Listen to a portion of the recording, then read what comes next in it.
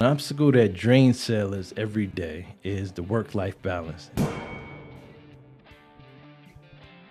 This because of the schedule, equipment, and jobs. The schedule. Deployments are usually 3, 6, and 9 months. FD&F is a lot longer. Now, preparation for deployments also is recertifications and repairs. That means constant work. So the schedules, the deployments that are usually 3, 6, and 9 months. You got 3 months of the year, or 6 months, or 9 months out of that year, right? And it's not just 3, 6, 9 months that goes into that. There's a lot of workup that go behind those 3 and 6, 9 months, right? But then you still have to be a partner to your partner. You still have to be a parent to your kids. You still have to get all these things done. You still have to work out. You still have to maintain the cars, do all these things. That work-life balance becomes a huge challenge.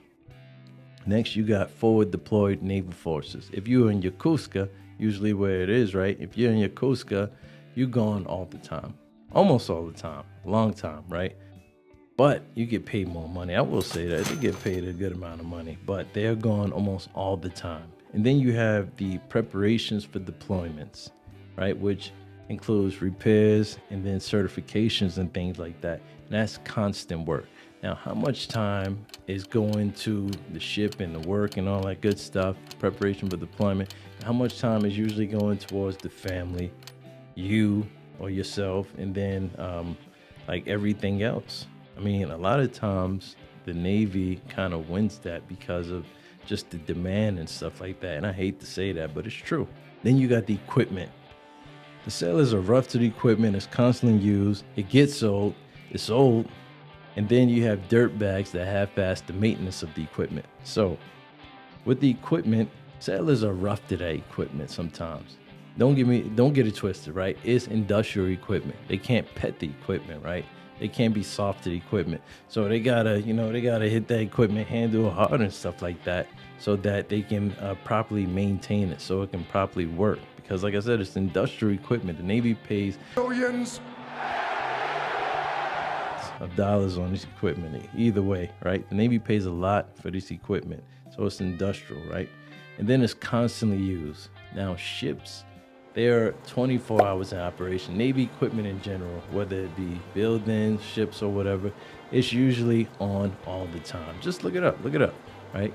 So you got a ship that's running all the time. It's on a deployment schedule, and then it's on a repair schedule. Always on the time, constantly running. And then that equipment gets really old, right? That equipment gets old because it's constantly in use. So it's a lot of wear and tear that goes in that equipment, right? And so being that there's so much wear and tear in that equipment, I mean, it is what it is. It gets really, really old. It ages really fast. And then the equipment is old already. We have a ship right now, the USS Constitution, old Ironside. The ship been around since the 1700s. It was one of the Navy's first frigates and all this good stuff, right? I mean, yeah, you're not going to take that ship and take it to the Middle East and start a war and all that stuff. But you got sailors that still maintain that. I bet you that, though. Check their Instagram out. You'll see that their ship is in pristine order. And it's been around since like 1775. So, I mean, what's going on? And then you have dirt bags. You have dirt bags that half-ass the maintenance of the equipment all the time. You're an absolute and those disgrace. sailors, You're a cheat. I mean, I love all sailors and stuff, I do. But those folks, man, it's hard to deal with them because they don't give a damn. They do not care. Right? And this is what happens when you don't maintain equipment properly, or you half-ass stuff like they do, right? They have 40 hours of maintenance for the week, right? Half of that time they spend in Iraq BSing with the friends, playing the game or whatever. And then at the end of that week, they sign off all the maintenance is done. And it's not usually done, right? It's usually wrong. If that's what you think, I got 2 words for you. Or officer or whatever the case may be, they come at the end of the week and see if the maintenance was closed out properly. Now they say, hold up, well, this is not done. Or sometimes you spot check it a little bit later and you find out, wait a second, this is not done. And now it creates a lot of work for a lot of other people, right? Maybe even that guy that half-assed it. Maybe he lied good enough and he can get out of it. Or maybe it creates a lot of work and puts a lot of things on somebody else's plate. And now that person that was like, all right, I was gonna go to the gym, or I was gonna go get my car detailed, or I was gonna take my family out to dinner. Now they can't do that because they have more work to take up for that maintenance or whatever that did not get done. So that work-life balance is a huge obstacle a lot of sailors face. Next up is the jobs. Sailors want to win Sailor of the Year, Sailor of the Quarter awards. They want to make rank, they want to volunteer, they want to do collateral duties, and they have responsibilities. A sailor that wants to win Sailor of the Quarter, Sailor of the Year, or win jobs, and that's the equivalent to Employee of the Quarter or Employee of the Year.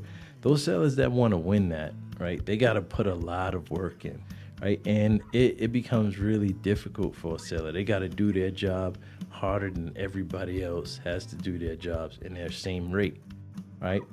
If they want to make rank, they have to stand out, because they want to make more money for their family or for themselves or whatever. And so they got to work harder. They got to push harder than everybody else. Sometimes some sailors, they care about more than just themselves. So they want to be public servants, right? They want to do for other people. And so they want to volunteer, right? Those are the sailors, when people say, thank you for their service, thank you for your service, they talking about those guys. The ones that want to volunteer and do something for somebody else, right? And then you have sailors that want to do collateral duties.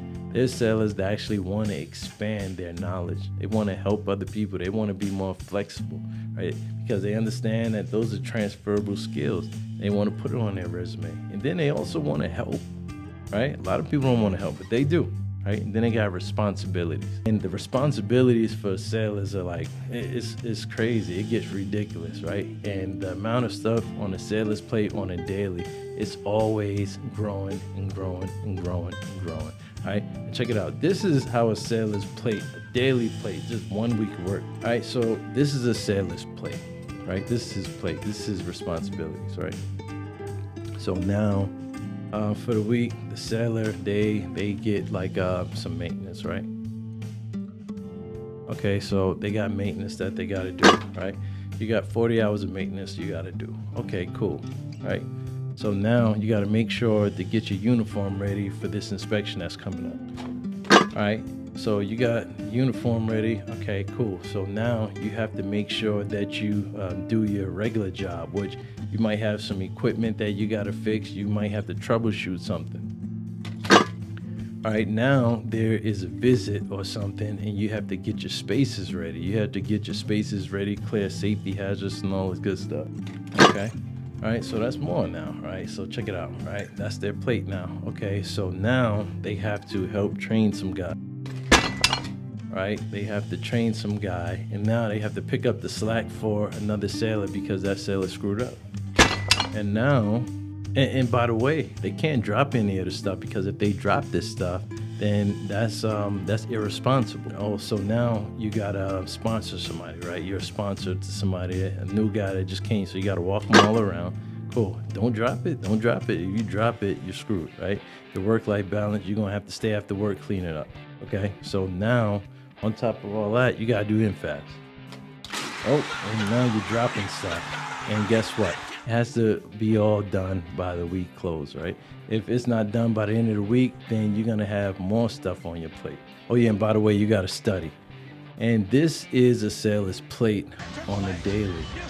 This is their plate on a daily. And they have to make sure to finish all of this stuff on a daily. That's their responsibility. Now, annoying obstacles sailors may face is the outdated regs. Damn!